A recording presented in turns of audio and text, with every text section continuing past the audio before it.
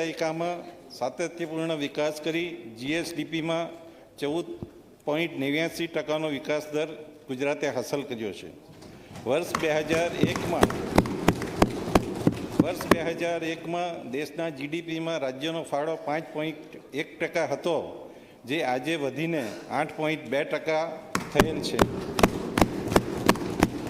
આમ ગુજરાતે દેશના વિકાસમાં પોતાનો ફાળો ઉત્તરોત્તર વધારી દેશના ગ્રોથ એન્જિન તરીકેનું પ્રસ્થાપિત થયેલ છે.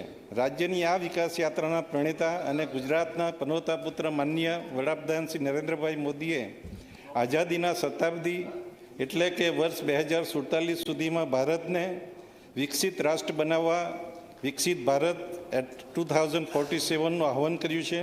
વિકસિત ભારતની આ સંકલ્પનામાં ગુજરાત અગત્યનો ફાળો ભજવી દેશના આર્થિક અને સામાજિક વિકાસનું સુકાન સંભાળે તે માનનીય મુખ્યમંત્રી શ્રી ભૂપેન્દ્રભાઈ પટેલ એક સેકન્ડ અમારી સરકારનું માન્ય મંત્રીશ્રી લોગિન કરો. જે મંત્રીશ્રી બોલે છે તે અહીંથી બધા સભ્યશ્રીઓને પણ દેખાય, મીડિયાને પણ ત્યાં આગળ જેને જે પેલું આપ્યું છે ત્યાં દેખાય.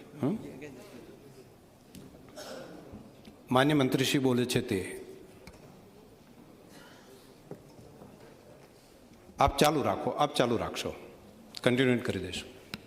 માનનીય અધ્યક્ષશ્રી, એક પૃથ્વી, એક પરિવાર, એક ભવિષ્ય, વન અર્થ, વન ફેમિલી, વન ફ્યુચરના સૂત્ર સાથે ભારતના નેતૃત્વમાં આયોજિત G20 સંમેલનમાં વિશ્વ કલ્યાણ માટેની ભારતની પ્રતિબદ્ધતાનો સમગ્ર વિશ્વે સ્વીકાર કર્યો છે. આજે ભારત વિશ્વના આર્થિક વિકાસનું કેન્દ્રબિંદુ જ નહીં પરંતુ સાચા અર્થમાં વિશ્વ મિત્ર બન્યું છે. G20ના વિવિધ કક્ષાના 17 જેટલા કાર્યક્રમોનું આયોજન કરી ગુજરાતે સમગ્ર વિશ્વને પોતાની આર્થિક અને સામાજિક સમૃદ્ધિ તેમજ સાંસ્કૃતિક વારસાનો પરિચય આપ્યો છે. માન્ય અધ્યક્ષશ્રી, નાનકડી શરૂઆતથી પોતાની સફરના 20 વર્ષ પૂર્ણ કરી વાઇબ્રન્ટ ગુજરાત ગ્લોબલ સમિટ આજે એક વિશ્વસ્તરીય પ્લેટફોર્મ તરીકે ઉભરી આવ્યું છે. વિનાશમાંથી વિકાસ, નિરાશામાંથી આશા અને આપદાને અવસરમાં ફેરવવાની નરેન્દ્રભાઈની કુનેહના કારણે વાઇબ્રન્ટ ગુજરાત સમિટ આજે રાજ્યની એક વિશિષ્ટ ઓળખ બન્યું છે.